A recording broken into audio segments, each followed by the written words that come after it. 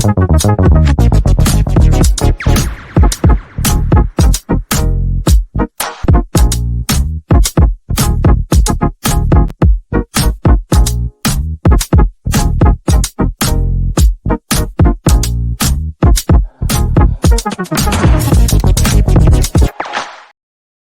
everybody, having a little boogie there. Russ and the West Ham Network. Hope you are all safe and well, my friends. Hope your Monday is going swimmingly. And it's Hammers Headlines in association with that. KUMB.com, boys. Three stories, all affecting sort of the current squad. If you want to find out about who we're going to be bringing in potentially, we did the Hammers with the Rusty Rumour Roundup at lunchtime. Went through about a dozen or so players. We're currently about 100 and... What is it? I've got it here. What are we on now? I think it's 130... 133. 133. Wow. That is a lot. 133 players we've been linked to so far. And it isn't relentless. It's relentless. It keeps going. It keeps going. But anyway, let's talk about departures and injuries. That's what we'll call today. And we'll start with some departures. Now, let's talk about Flynn Downs. Now, according to reports, primarily in the Times, it has said that West Ham are in talks to sell Flynn to Southampton for a permanent deal. Apparently, it's a decision has been made within the West Ham recruitment / player management team to move him on.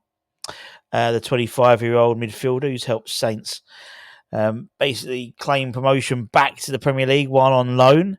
Now, it's believed that as part of the loan agreement, there was a gentleman's agreement, at least, an option, or in terms of buying Flynn for around £12 million, which would, give us a slight profit on the 10.5 we paid for him when he left Swansea City a couple of years ago. I'm not hugely surprised, to be honest. It's clear even before Edson Alvarez's injury that we were looking into central midfield, and with the likes of Freddie Potts back from loan, he may well go on loan again. But Flynn's game time will be curtailed from what he's been used to last season. So look, we'll try and see what happens. But it looks like and it could potentially maybe end up being a double deal with Danny Ings as well. Obviously, Southampton are willing to pay around 6-7 million quid, 6 to 7, not 67, 6 to 7 million pounds for Danny's services as well. So maybe a double deal, maybe push up for 20 for the pair. Who knows? Another player who this is a funny story. First, it was Julien Faubert. Now it's Tomas Soucek in terms of West Ham players who have left West Ham to go and play for Real Madrid. Now, according to the Spanish publication Sport, it has name-checked Tomas Soucek as a potential option to replace the outgoing Toni Kroos for Real Madrid. Slight sort of fly in the ointment is they claimed in their print edition that he is a free transfer, but he's not. He signed a contract extension, we believe, until 2027, back in January. But it reckons that Kroos's departure has left a void in a team that needs to be filled, and it continues and says that another midfield reinforcement isn't in Ancelotti's road plan, but one option in terms of cover would be the Czech Republic international leaving the Hammers. I mean, actually, I think last season was his best goal scoring, or equals his best goal scoring.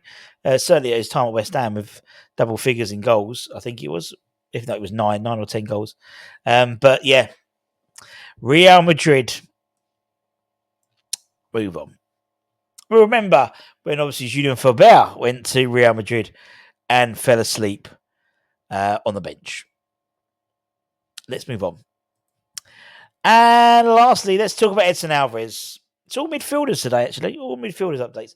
Now, we know if you hadn't been living under a rock for the last couple of days, Edson went off after about, I think it was 30 minutes into the Copa America opening game against Mikel Antonio's Jamaica, which Mexico won 1-0. And he's been, according to Fabrizio Romano, ruled out for the rest of the tournament. He said today on his X account, in terms of Fabrizio Romano, that staff at London Stadium are not expecting a big injury after the midfielder was substituted. Obviously, he looks absolutely distraught there and was visibly distraught coming off the pitch. But it's thought the injury is not expected to be as serious as first thought. Usually, these types of injuries can take 1 to 3 months. It looks like a hamstring injury, on average 1 to 3 months. So, with a fair win, should be available for the latter part of pre-season. A bit of a blow, really, because ideally, he would. I suppose with the Copa America, he'd have had 5 weeks off anyway after that. So, yeah, he wouldn't necessarily have been day one of the pre-season under Julien regime. So it might also fend off any potential transfer interest this summer, particularly from Man United, who are said to be looking at Edson as a replacement for Casemiro. They're apparently meant to be putting in a bid for Amadou Onana from Everton. Obviously, Everton have PSR rules they're trying to comply with at the moment, so they're looking to sell 1 or 2 of their star players to balance the books. But, as I said, what was quite interesting was immediately after news broke of Alvarez's injury, then news broke of West Ham sort of accelerating our quest for a central midfield player with likes of Ismail Kone from Watford and various others we've been linked with. As I said, go back and check out the Rusty Rumour Roundup earlier this morning, lunchtime I think it came off, to give you an idea of who we've been linked with. And that is it, my friends. That is it. Thank you very, very much for your time. As always, we'll try and keep you abreast of all the information as and when we get it. But also check out these at mybrand.com. Latest news, reviews, and opinions. ITK news in forums and stuff like that as well. So always good banter with all the West Ham fans from around the world. And Kate have been doing it for over 25 years now.